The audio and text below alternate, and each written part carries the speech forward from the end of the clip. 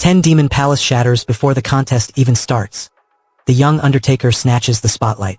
Rumors swirl that a participant has already fallen, and the crowd murmurs, "Did someone die?" A hushed voice named Fee pushes the question, "Is it true?" The organizers stare, baffled, because the competition has not officially opened. Their uncertainty fuels panic, and every whisper becomes a blade edging closer to chaos. The tension spikes, and no one dares to speak the next name aloud. And that's not even the worst part. A whisper asks, "Who is that young Undertaker?" The crowd leans in, hungry for a story. Unseol drags the rusted coffin lid across the moonlit courtyard, his breath fogging in the chill. He slams it against the stone altar, demanding the spirits to answer. Each strike reverberates, echoing his grandfather's oath. Sparks of crimson flare from the broken seals, and the hidden demonic sigil awakens, pulsing with power. He snarls, vowing to master the 10 gates before the assassin. Unseol ignites his cracked jade dagger, flames licking the steel as he steps into the moonlit ruins.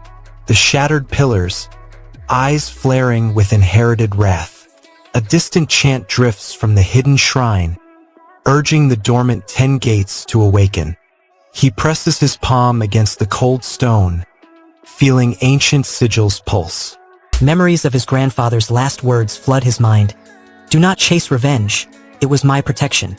Bu clutches the old man's sword, desperate to hear the hidden purpose. The recollection is fractured, guilt clouding each phrase. He forces the chant, his voice cracking, demanding the truth. The echo of his grandfather's warning steadies his resolve, revealing that the sacrifice was meant to shield him from the palace's poison. Yet the promise also shackles him to the demonic path 10 gates. Accepting this duality, he steels himself for the road ahead. You hear the ghost of his voice, but you choose your own path. A faded inscription glints on the inner wall, the characters Shun and Jan carved deep into the stone. Bu traces the strokes, feeling a faint pulse of energy beneath the glyphs. The symbols hint at a hidden passage, a route that seekers of strength used to train in secret. He pushes against the slab, and the stone grudgingly slides, revealing a narrow tunnel lined with ancient runes. The air inside hums with dormant power, promising a shortcut to the demonic path's core. With each step, the darkness grows thicker, swallowing the light behind him. Flames devour the shrine's stone, casting trembling shadows across Unseol's clenched fists. Bu deciphers the assassin's mid-flight thrust alteration, exposing a demonic agenda as green-tinted toxin spreads across the courtyard, and the killer vows to hunt him across any distance. Bu feels the intoxicating lure of the demonic path, craving its power to crush palace tyranny. Yet he witnesses the corpse's cleaver-like wound, realizing each step costs his humanity. A hidden passage glows beneath the Shun, Jan glyphs, while flames devour the shrine and Unseol's 10 gates pulse, leaving Bu to confront an unseen enemy that watches from the shadows. Understanding the world makes the fights hit harder. Subscribe to Manwa with Hari. The Demon Palace trembles as the Purim Alliance's fresh menace looms like a gathering storm. Its council refuses to wait. They crave a shortcut to unrivaled might. They unveil the 10 Demon Masters program, 10 prodigies from any sect, each promised mastery over the 10 gates of the demonic path. No clan, no creed can block the summons. The decree ripples through marble corridors, igniting greed, fear, and whispered ambition. A senior officer eyes the throng, feeling a heavy, oppressive aura pulsing from several hopefuls. The stage is set for a brutal selection that will forge the next generation of demonic warriors. Tension crackles in the air, promising bloodshed beyond imagination. A distant gong reverberates, heralding the shift to the next arena. Hayok gestures, and the surviving candidates file through a towering archway into a dim chamber lined with ancient runes. The air turns icy, and the faint scent of incense hints at techniques. Mira senses a pulsating demonic current thrumming beneath the stone floor, urging him forward. He plants his feet, ready to confront whatever hidden trial lurks beyond the threshold. Unknown dangers slither in the shadows, poised to test his resolve. He has no idea what awaits. The chapter ends at a breaking point for the Divine Demon'S Grand Ascension, as tensions erupt and destinies hang in the balance. Every answer opened 3 new questions, spiraling the mystery deeper into darkness. The final moment leaves everything and everyone on the edge, a precipice of dread and anticipation. The line between good and evil is gone. Subscribe to Manwa with Hari. Woon Chung drives his blade through the air, the strike slicing the arena like a thunderclap. A sneering challenger roars, "If I strike now, you're dead," and lunges, his sword a blur aimed at Chung's ribs. The blade whistles past by a hair's breadth, the crowd holding its breath as steel kisses flesh. Chung steps forward, eyes blazing, and the arena erupts with a single chant, "Woon Chung." He knows the only escape is to bleed his foe first. Every heartbeat in the stands tightens. Only one can walk out alive. The opponent crumples, clutching a wound that blooms crimson. His frame is wiry, his reflexes snapping like a coiled spring. The opponent pauses, eyes darting to a small wooden box propped against the stone. He scoffs, wondering why such a relic sits in the middle of a death match.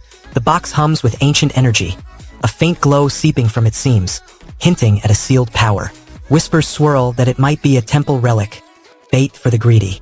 Chung eyes the box, calculating whether it offers a shortcut or a trap. The arena's heat presses on their skin, each breath a visible plume. He has no idea what's waiting. The challenger sneers, daring Chung to unleash a technique, imago that could tear reality. He mocks the thin blade, calling it a toy unfit for true battle. The arena erupts as the challenger forces Chung into the center, brandishing a humming wooden box that promises a reality-shattering imago technique while taunting his very existence. Chung feels his reputation crumble under the jeers, knowing a single misstep could strip him of the 10 Demon Master's seat and condemn him to endless disgrace. The opponent smirks, claiming he already uncovered Chung's hidden flaw, and the glowing box pulses ominously, leaving the true power of imago and Chung's fate dangling on a knife edge. Loyalty isn't cheap here. Subscribe to Manwa with Hari to see who stands by him. His flawless victory hinges on a trial that could raise the city. The challenger locks eyes on the lone warrior, cold steel in his stare. He declares only one will survive, and slaying him earns a seat among the 10 Demon Masters. Power-hungry fury ignites his voice.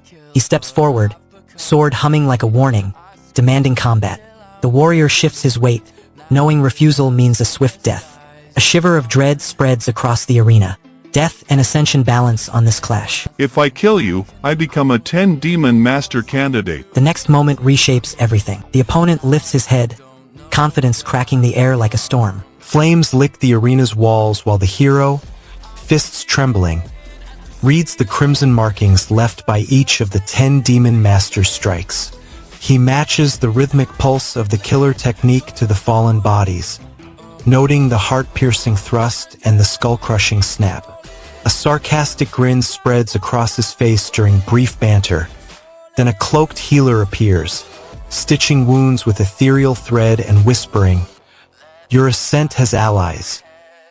A crimson moon watches the arena as the hero dodges the 10 Demon Masters' razor-sharp, heart-piercing strikes. He calculates each arc, tracing the corpse silhouettes left in the dust. Between blows, he cracks a grin, asking the master if he'll survive the finale. A scarlet banner flutters above the stone dais as Kyo steps into the 10 Demon Masters arena. He watches corpse after corpse, mapping each lethal thrust to heart and head. Sarcastic laughter crackles when a teammate jokes, "Make it to the finish line, Kyo." Suddenly, a cloaked healer slides from the shadows, sealing Kyo's wounds with dark elixirs and whispering, "The palace watches your rise." The chapter ends at a breaking point for the Divine Demon'S Grand Ascension. Every answer opened 3 new questions. The final moment leaves everything and everyone on the edge. When the system gives you a hidden quest, you take it. Subscribe to Manwa with Hari. Missed parts, revealing the island's stone gate. Cold, silent, towering.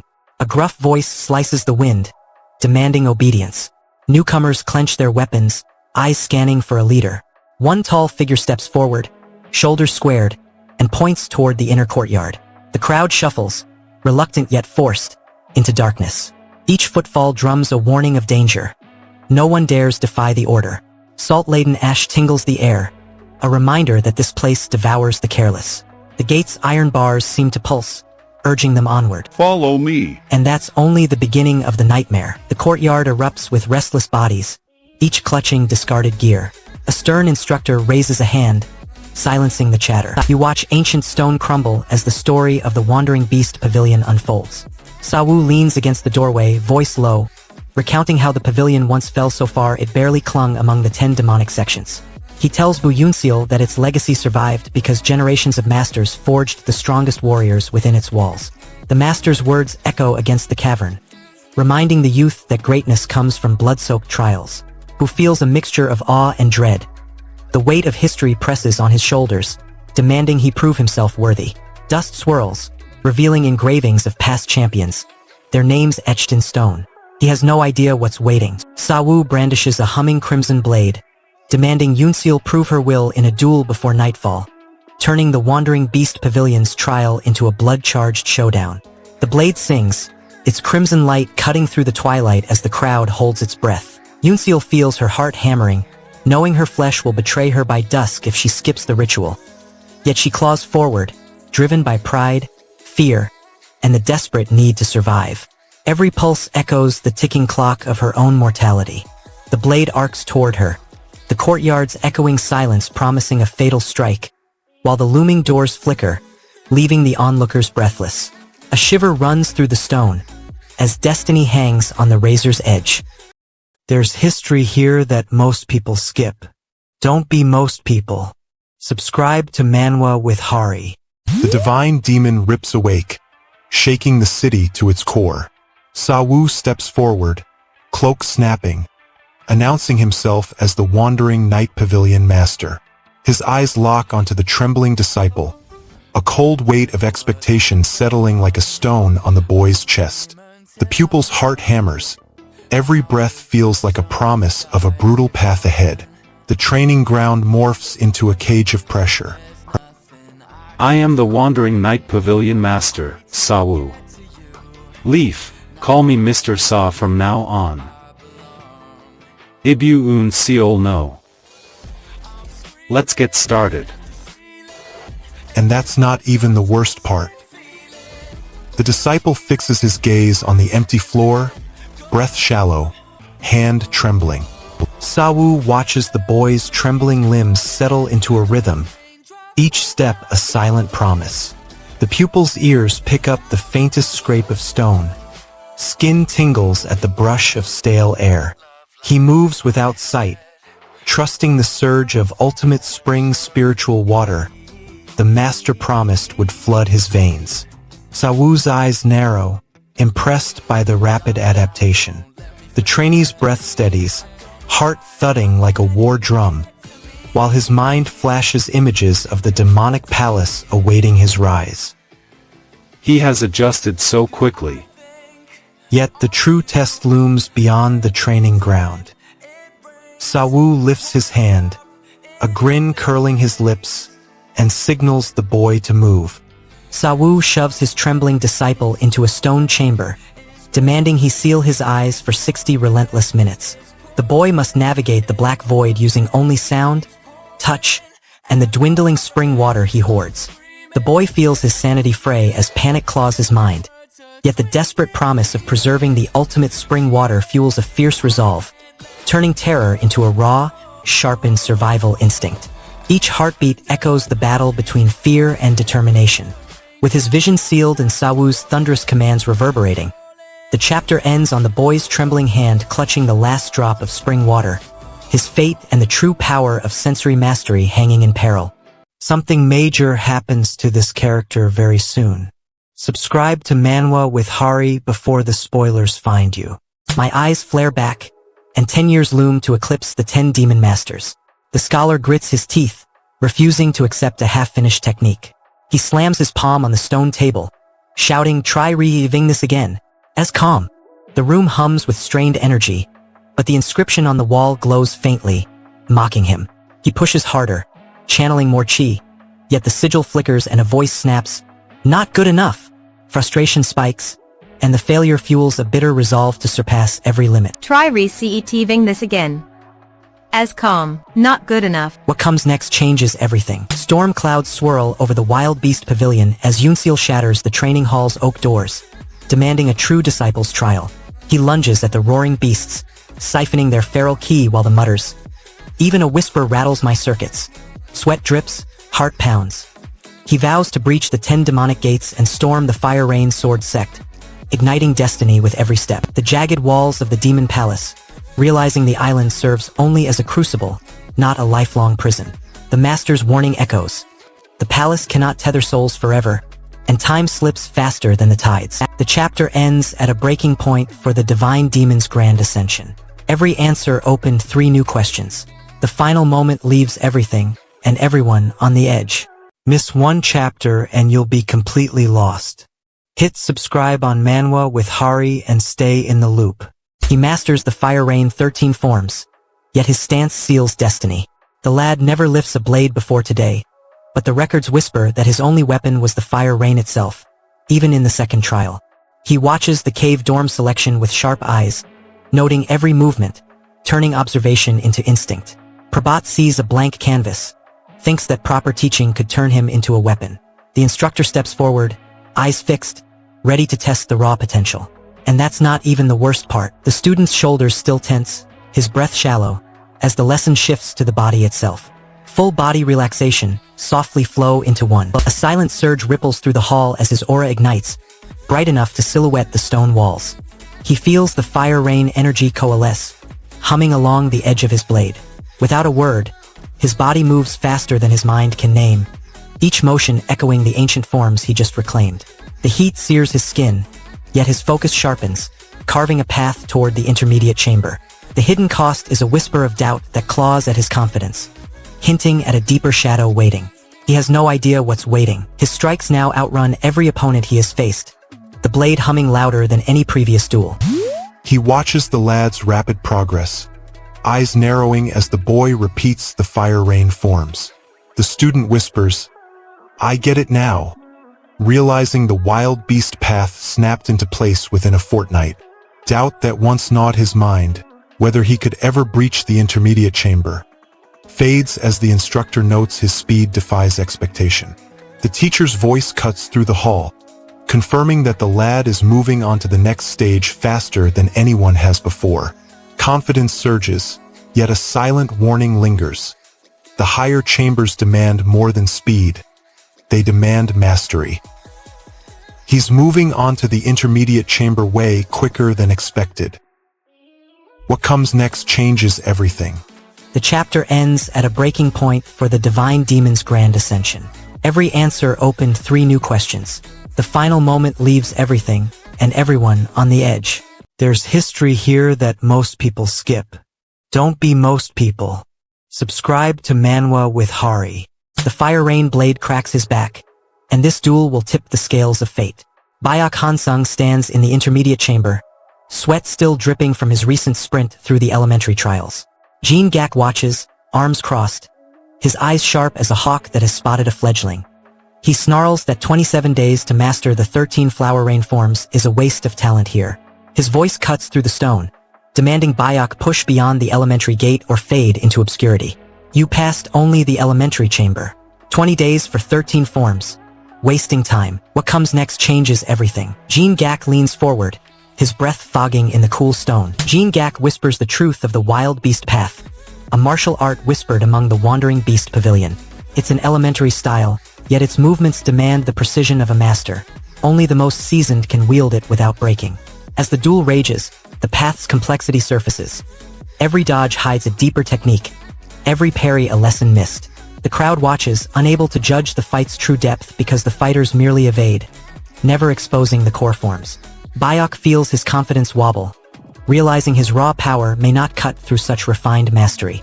The next move will decide whether he ascends or falls into the abyss. Lantern light snaps over the stone floor as Bayak Hansung lunges, blade humming, toward the newcomer cloaked in crimson mist. The stranger thrusts the Fire Rain 13-form sword, sparks erupting like rain-lit embers. Their blades clash. The challenger erupts the Fire Rain 13 forms, a vortex of searing wind and flaming blades that tears through the chamber, forcing Bayok Hansung to confront a technique no one believed existed. Bayok's hope to claim the advanced chamber shatters as blood splatters his blade, his voice cracking with desperation, realizing his mastery teeters on the brink of ruin. The opponent circles, chanting a chilling bloody wind, warding moon, lightning crackling overhead. The video is over, but the story isn't. Subscribe to Manwa with Hari. He murders his opponent with a beast technique, Hell Island's law already broken. The overseer glares, demanding proof of loyalty. He asks the wandering knight pavilion disciple if he has always trained there. The disciple shrugs, replies no. The overseer snarls, demanding why the same boy claims to have mastered the wild beast path in 2 weeks. The disciple stammers, I only learned the basics. Tension spikes as the master's doubt fuels a silent challenge. Were you always a disciple of the Wandering Knight Pavilion? No. Then you claim you mastered the wild beast path in 2 weeks? I only learned the basics. And that's not even the worst part. The master launches into the Fire Rain Thundering Sword Extreme Lightning, his voice a blade slicing through doubts. He tells the disciple to halt, claiming the fundamentals are already grasped, yet warns the technique merely spins the body, serializing moves without battlefield value. The disciple's eyes narrow, hearing the critique that the style is useless in real combat. Frustration spikes, but the master's cold instruction forces the boy to confront his own limitations. The chamber's shadows echo the warning, and the narrator whispers, stay sub to Manwa with Hari, or you'll miss the climax. The answer is already too late. Fire Rain Thundering Sword Extreme Lightning. You can stop now. It seems you've learned the principles. Bu Unseol lunges into the blazing forge, shattering the Fire Rain sword's core and unleashing a torrent of wild beast aura that ignites the chamber as the overseer orders the disciple toward the yawning hall.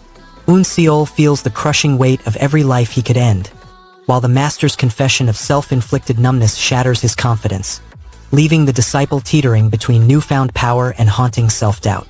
The yawning doorway looms, promising a trial that could either forge the boy into a godlike demon or consume him entirely, as the shadowed hall beyond thrums with an unseen, deadly challenge. Connect the dots before anyone else. Subscribe to Manwa with Hari.